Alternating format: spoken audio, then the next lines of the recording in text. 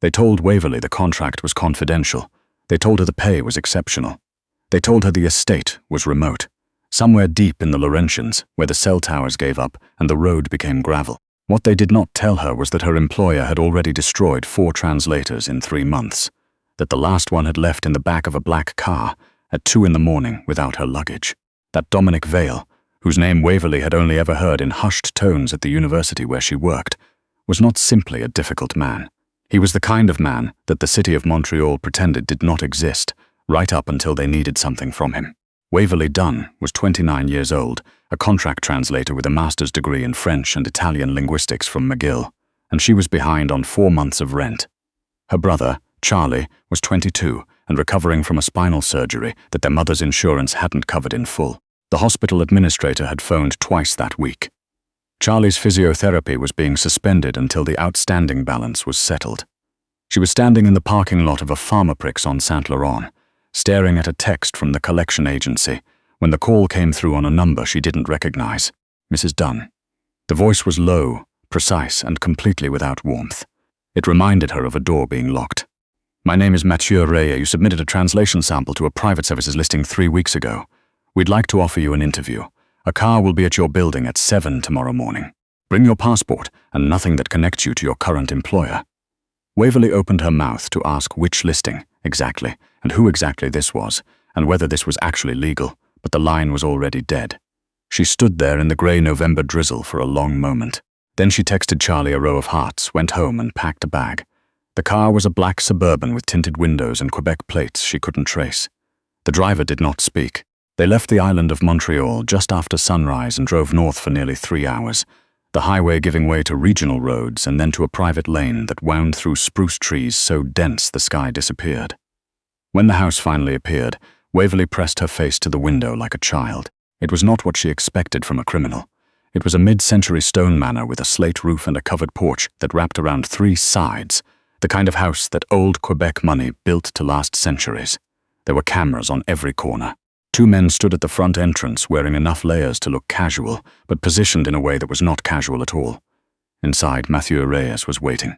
He was a man of about 50 with silver at his temples and the kind of posture that suggested military background or the very particular vanity of someone who had spent years intimidating people. He did not offer his hand. He slid a document across a mahogany table. Non-disclosure agreement. Standard in scope, absolute in consequence. You speak about this arrangement to anyone outside these walls, and the legal response will be the least of your concerns. Waverley picked up the pen. What are the terms of the role, Mr.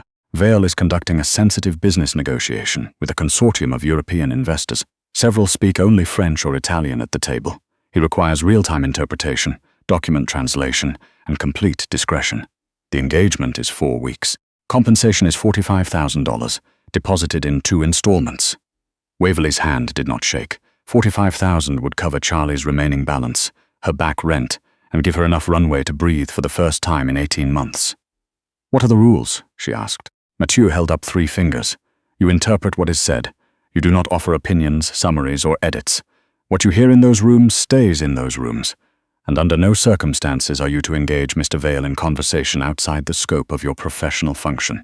He is not your colleague. He is not your friend. He is the reason you are here, and the only reason." "What happened to the last translator?" Waverley asked.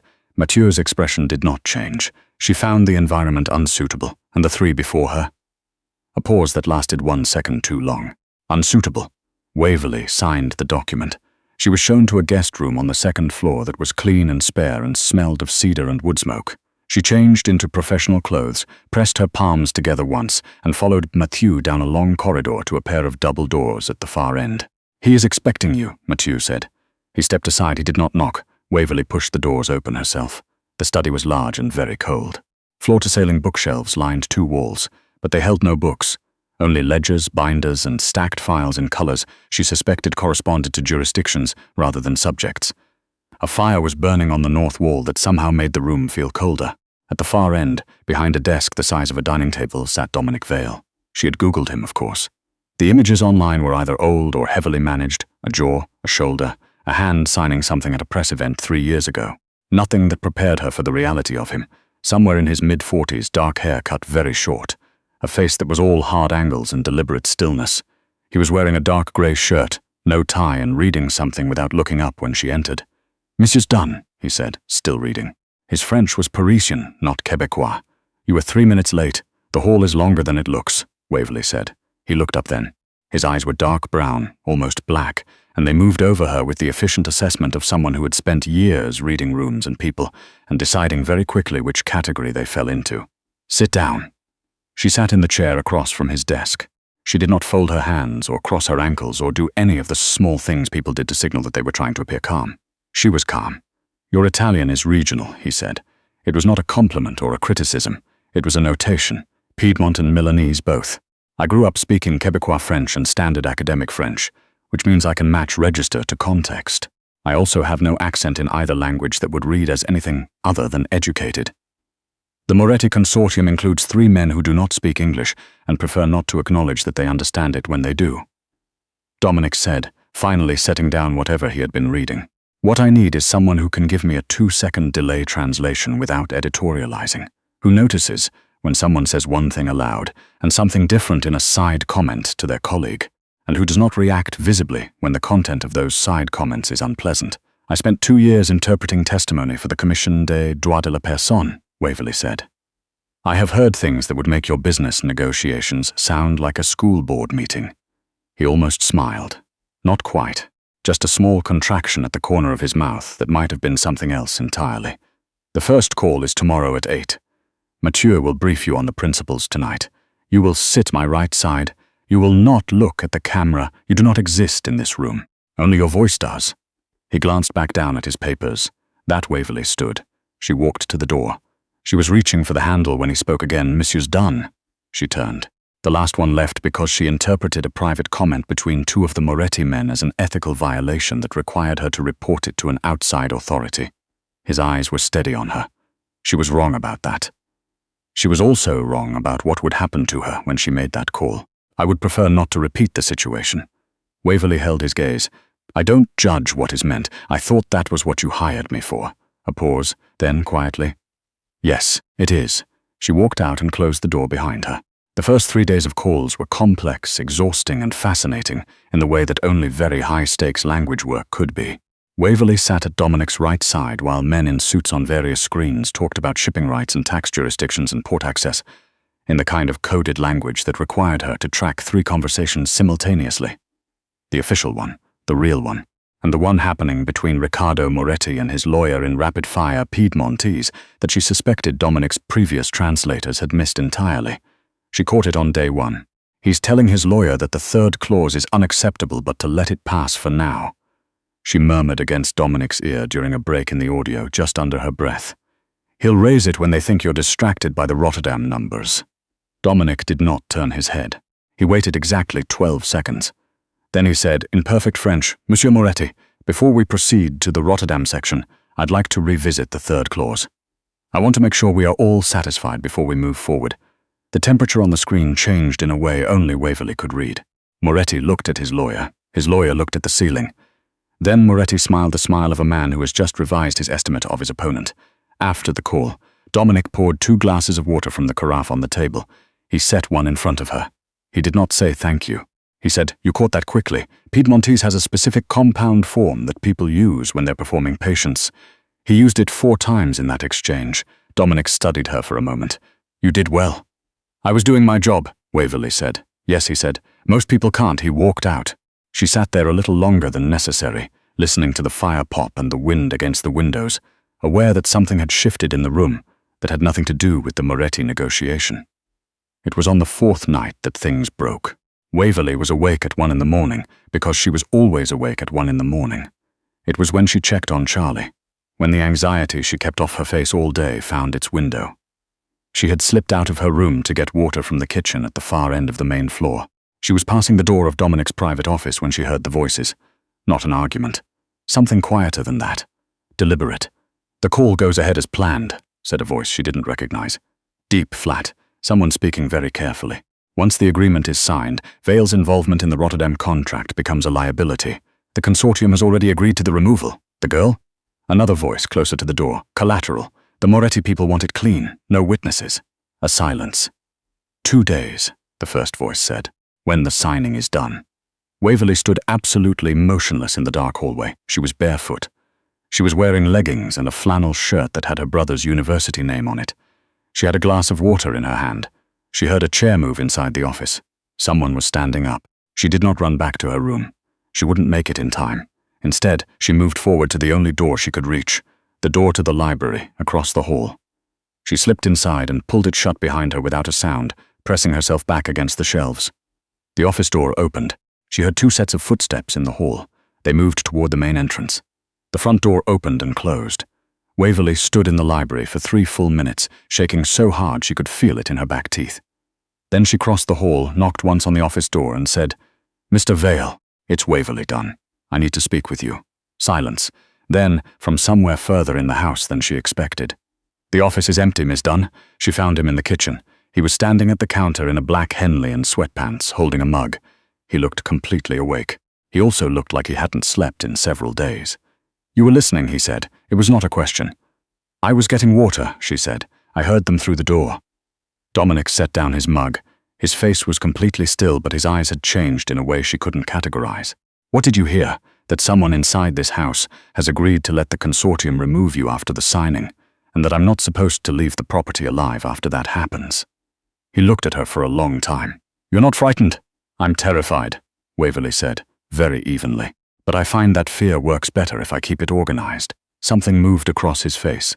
Not quite a smile, but the structure of one. "Come and sit down," he said. She sat at the kitchen table. He sat across from her. He told her, without explaining why, which she suspected was unusual for him, that he had known for 2 weeks that there was a compromise inside the house. He had not known who. He had been watching. The conversation she'd heard had given him what he needed. "Who was it?" she asked. "My head of communications. A man named Sebastian Forge. He's been on the Moretti payroll longer than he's been on mine." He said it the way someone might describe a problem with the plumbing. Factual, contained. She noticed his jaw was very tight. "What happens now?" Dominic said. "We have approximately 40 hours until the signing call, at which point Forge will attempt to move against me and ensure there are no witnesses." He looked at her directly. "Which means you need to understand what you are involved in." "I understood what I was involved in when I signed the NDA," Waverley said. "I'd like to know if there's a plan." He studied her. "You should be demanding to leave." "My brother is in a physiotherapy program in Montreal that I am paying for," she said. "And I don't collect payment from a dead man."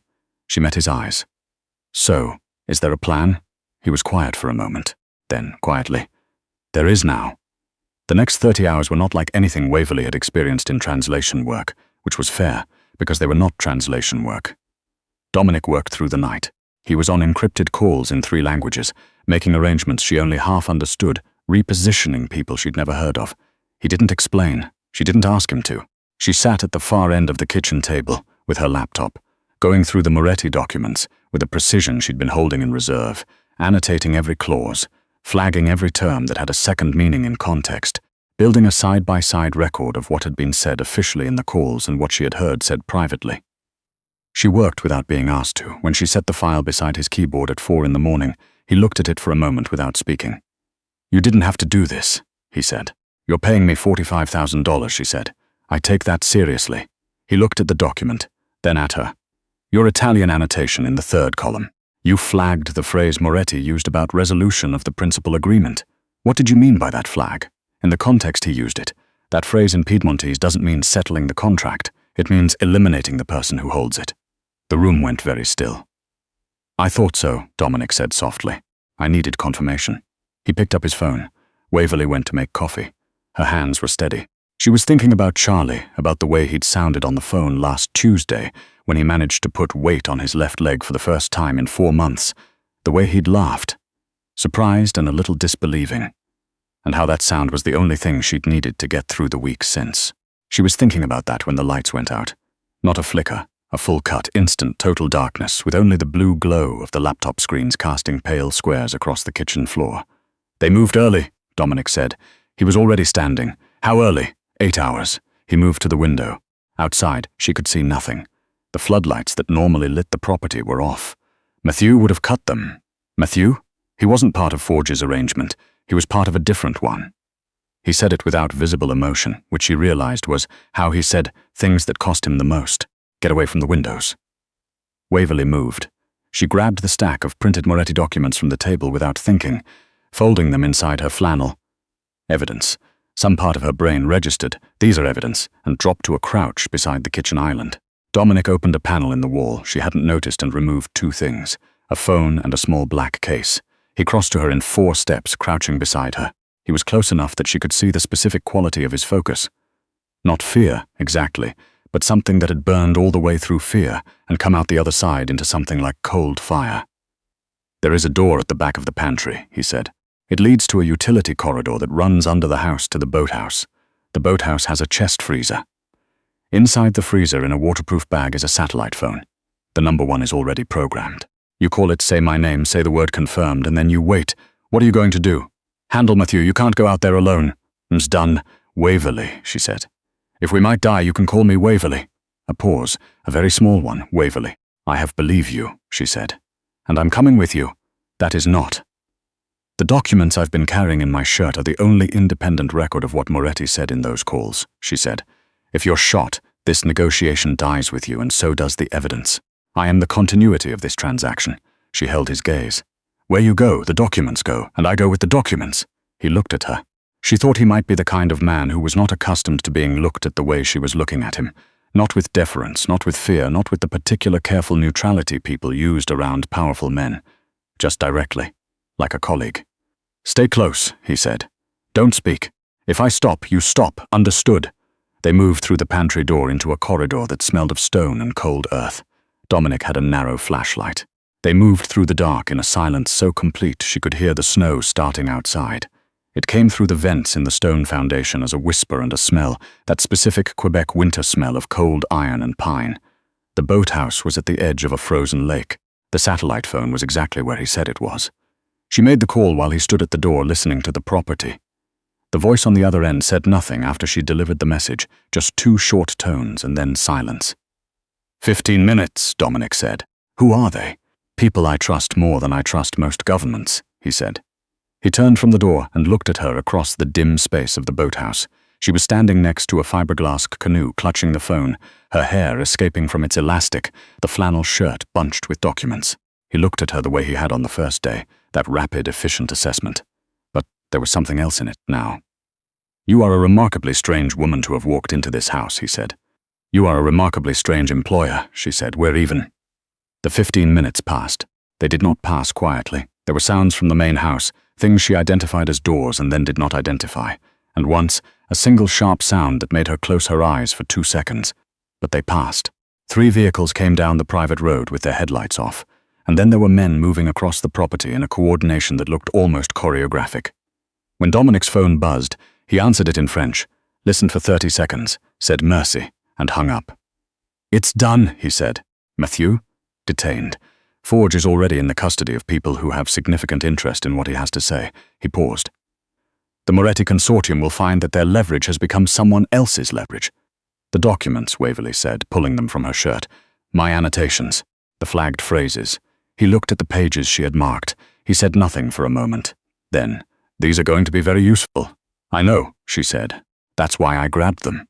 They stood there in the boathouse for a moment, in the particular silence that comes after something that was almost catastrophic but wasn't.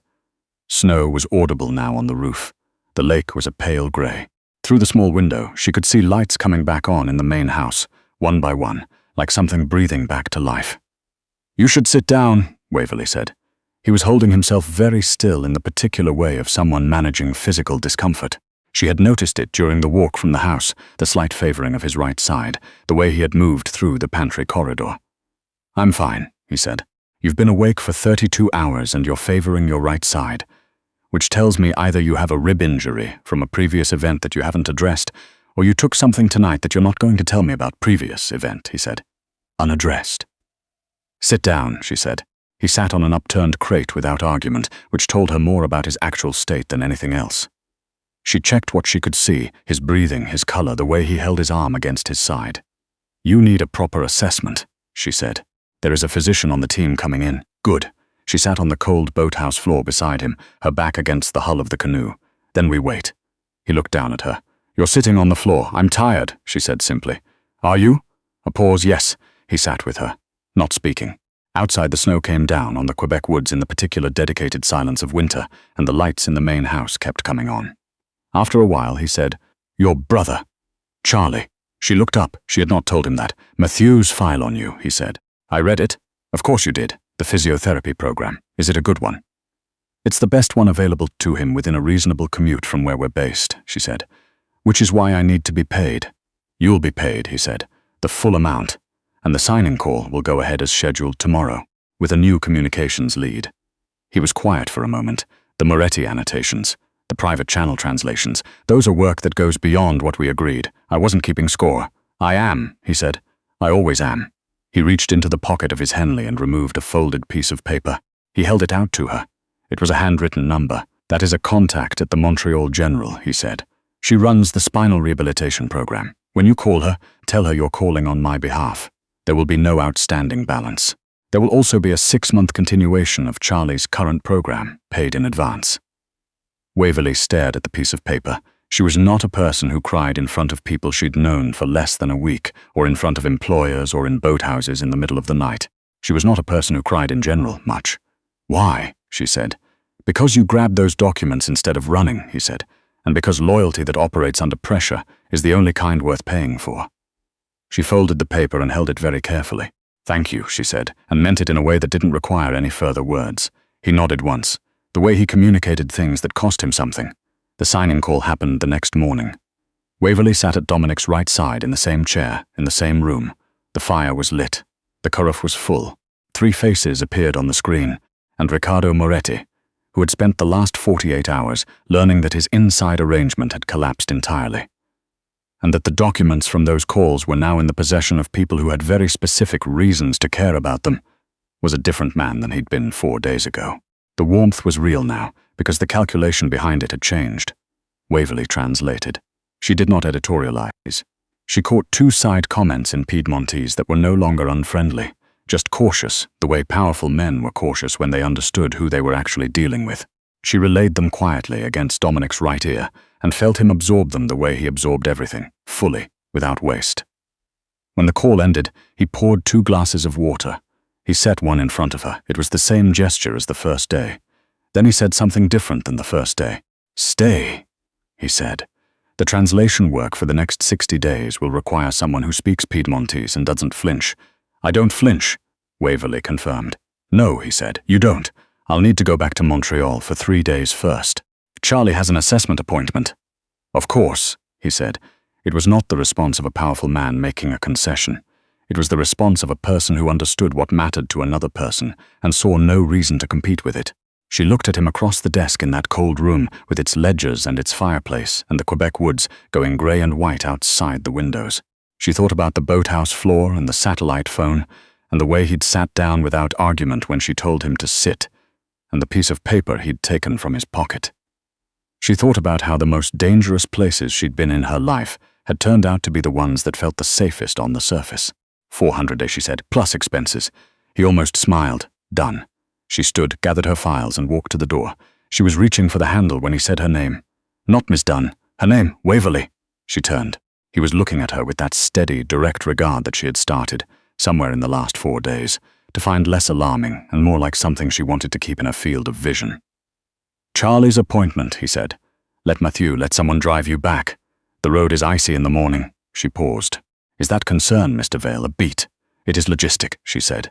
She turned back to the door. She was smiling before she had it fully open. "I'll see you in 3 days." She walked out of the manor and into the Laurentian winter, and the cold was clean and very bright, and somewhere in Montreal her brother was already 4 months further along than anyone had told him he'd be, and she had just secured 60 days of work, and maybe something that was not yet a name but was taking up the particular amount of space that unnamed things did when they intended to stay. She was not free. She was better than free. She was exactly where the ground was solid beneath her feet.